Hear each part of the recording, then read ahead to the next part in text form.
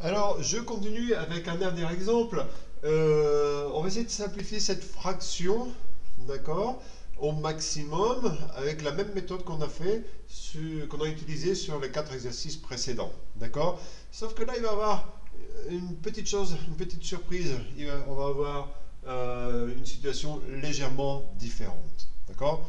Je vais le faire maintenant, mais je vous propose, avant de voir la correction, d'essayer vous-même de le faire. D'accord? Donc je vais vous demander de couper la vidéo pour ne pas voir la solution. Commencez par essayer de le faire. Si vous n'y arrivez pas, allez continuer, essayez de chercher quand même. Il faut quand même. Faites un effort quand même pour essayer de le faire. Ok? Une fois que vous l'avez terminé, vous pensez l'avoir, ou alors si vraiment vous êtes complètement bloqué, vous allez revenir ici sur la correction. D'accord? Alors, je vais vous demander de couper la vidéo maintenant. Ok? Donc, là, vous êtes revenu, vous avez essayé de le faire, vous avez réussi, vous n'avez pas réussi, vous n'êtes pas sûr, etc. On va faire la correction. D'accord? Alors, j'y vais. 140. Je vais chercher des facteurs premiers. Je vais écrire 140 comme un produit de facteurs. J'observe que je peux commencer par 2, ça marche parce que ça termine par 0. On peut peut-être faire un peu plus vite. Okay, si on se rend compte que 140, eh bien, ça termine par 0. Et 0, ça veut dire que c'est divisé par 10. En fait, c'est 14 fois 10. Okay, et 14, c'est 2 fois 7. Donc c'est 2 fois 7 fois 10. Okay, 10, c'est 2 fois 5. Et voilà mes facteurs. Okay, donc je vais les mettre ici en ordre. C'est 2 fois 2 fois 5 fois 7. Très bien.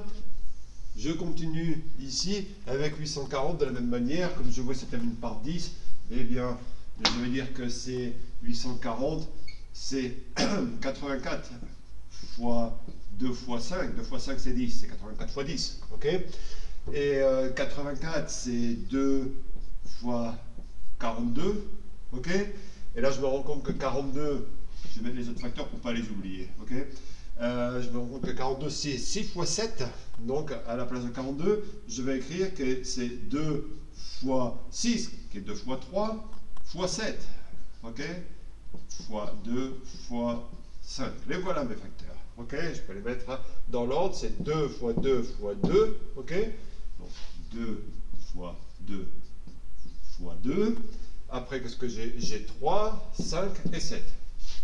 Fois 3 fois 5 fois 7. Voilà. Alors, maintenant, je vais simplifier les facteurs communs. Alors, j'y vais. Qu'est-ce que j'ai comme facteur commun? Ici, j'ai 2 et 2. Je simplifie. 2 et 2, je simplifie. 5 et 5, j'ai de la chance, dis donc. Je simplifie. 7 et 7, je simplifie. Ok? Donc, il se trouve que j'ai tellement simplifié qu'au numérateur, j'ai plus rien. Là, on l'avait vu en cours, hein, mais petit rappel. Qu'est-ce qui se passe quand on n'a plus rien au numérateur, hein?